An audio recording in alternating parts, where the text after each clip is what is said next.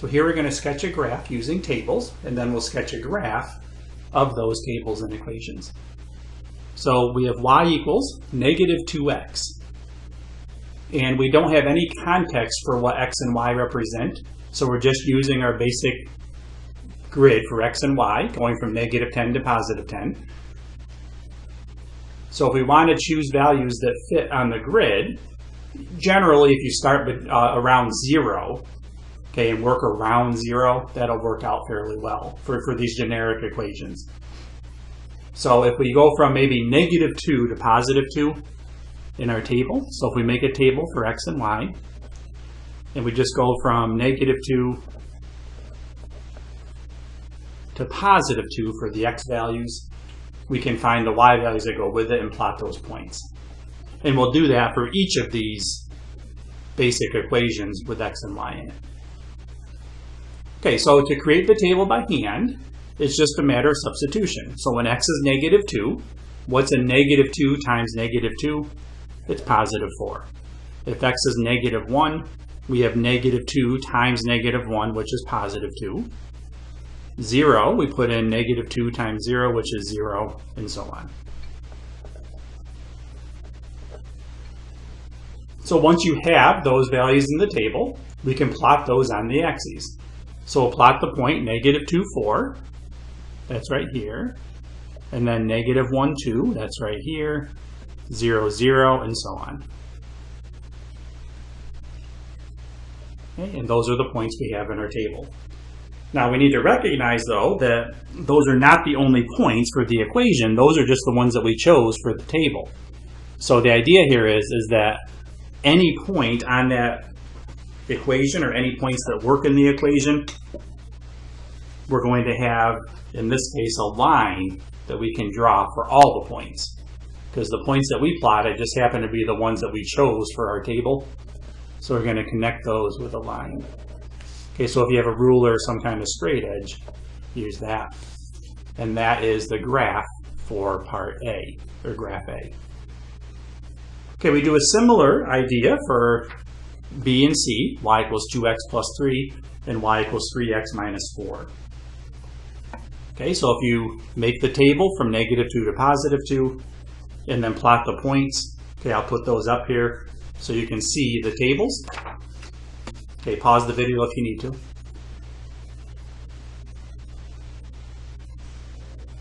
Okay, so there's the two tables. And then when you plot the points, I plotted two wrong points to start with, but here's the second one. So negative 2, 1 is right. I'm sorry, negative 2, negative 1 is right here. And then negative 1, positive 1 is right here. 0, 3, and so on. So this is for graph B, and then this one is C. Okay, so that's what your graph should look like for those tables. So again, it should be fairly straightforward, just a matter of substitution. Okay, when we get to the second page,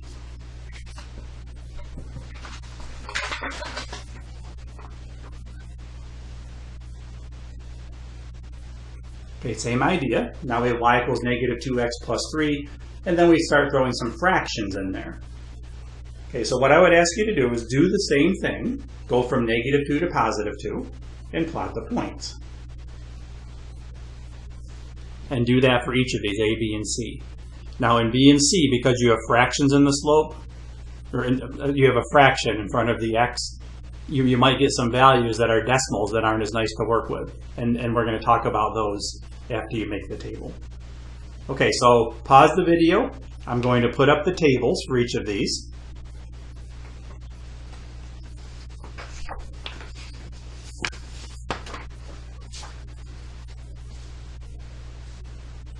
Okay, so there's the table for the first one. And then for B, notice you start getting some decimals for answers. So when x is negative 2, you get a nice value of positive 2, which is easy to plot. For 0, 1, that gives you a nice easy value to plot. But when x is negative 1, you get a decimal, 1.5. So when you put negative 1 in here, negative a half times negative 1 is positive 1/2, plus 1 is 1.5. Now, plotting that point is not going to be easy or nice to do.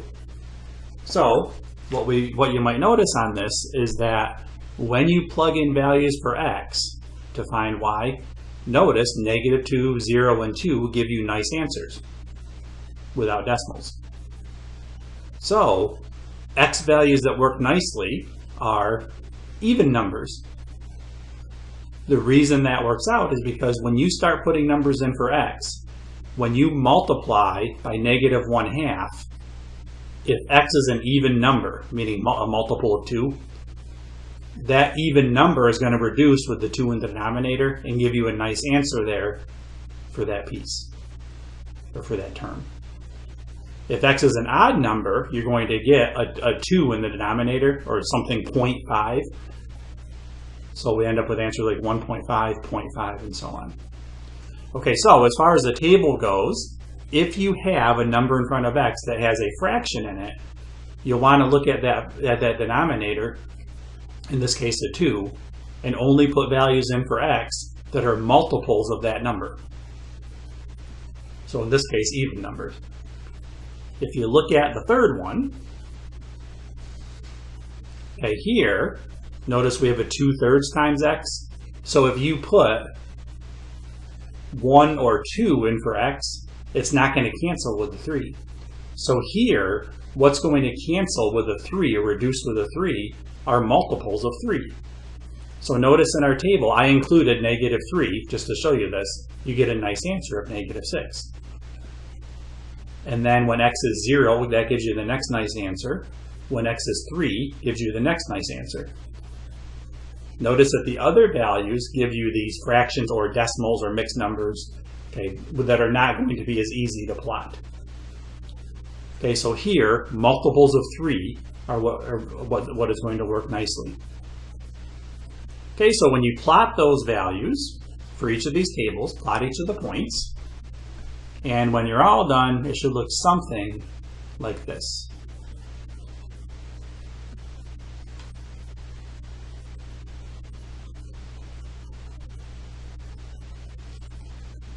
Okay, so I'm going to do the last page here. Okay, so ones that are a little bit different. Okay, on this page, notice that we have equations that look a little bit different than y equals. Okay, so here we have equations like negative 2x plus 3y equals 12. So making a table from negative 2 to positive 2, that could be difficult to do because there's going to be a lot of equations to solve here.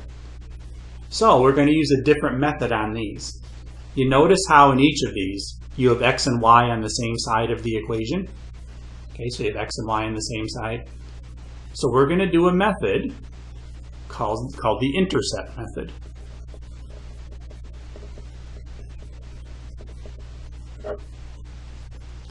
Now that sounds probably kind of confusing, but essentially what we're going to say is, remember that when you plot points from a graph or from on the grid, you're going to put whatever you want in for x and y. Well, in equations like this, what is nice to put in for x or y are zeros. Because what happens is, if you were to put 0 in for x, so let's make a table of values. If we put 0 in for x, what's negative 2 times 0 is 0. That totally disappears. So then we have the equation 3y equals 12. Well, if 3y equals 12, divide by 3 and we end up with 4. So when x is 0, the y value is 4. Okay, so negative 2 times 0 is 0. 3 times 4 is 12. So 0 plus 12 gives you 12. So that point, 0, 4, works in your equation. Do the same thing for the y value now. Put in 0 for y. Okay, if we put 0 in for y, this is a little harder to show here, but 0 in for y, 3 times 0 is 0, so you end up with negative 2x equals 12. Divide by negative 2, and you get x equals negative 6. So when y was 0, you got negative 6 for the x value. So x is negative 6 when y is 0, so we can plot that point. Now, without getting into too many details, right now we have equations that you only need 2 points to plot. They're going to be lines, okay, which means you can use a straight edge to connect them. Okay, so if I do that on this one,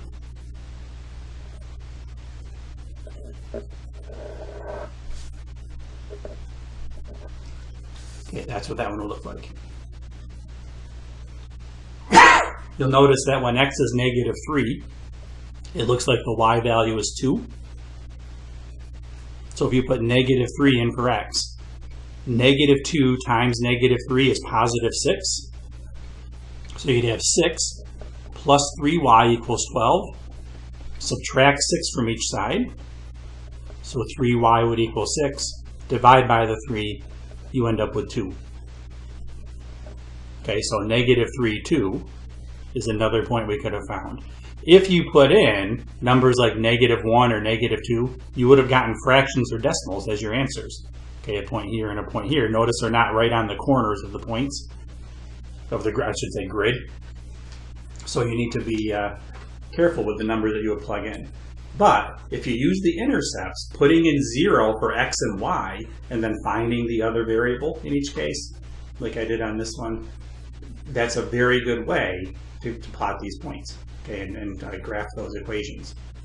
Okay, so do a similar idea for the last two. And I will pause the video and put the answers up.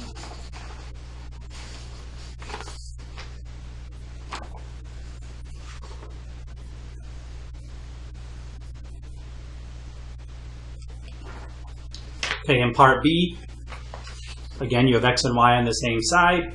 If you put 0 in for x, you have 0 minus 4y equals negative 8.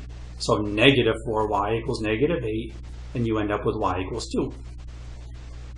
And then you say if y equals 0, that's an easy one. You get x equals negative 8. Okay, so 0, 2, and negative 8, 0. Here and here are the 2 points on that one that you can plot. And then the last one is right here. If x equals 0, you end up with 4 times 0, which is 0. So 8y equals negative 24. So y equals negative 3. If y equals 0, the way that I generally look at these is that I just cover up the variable that I say is 0, that term. So you get 4x equals negative 24. And then you solve that to get negative 6 for the x value. So 0, negative 3, which is right here, and negative 6, 0, which is right here. So connect those with a line, and that's that graph.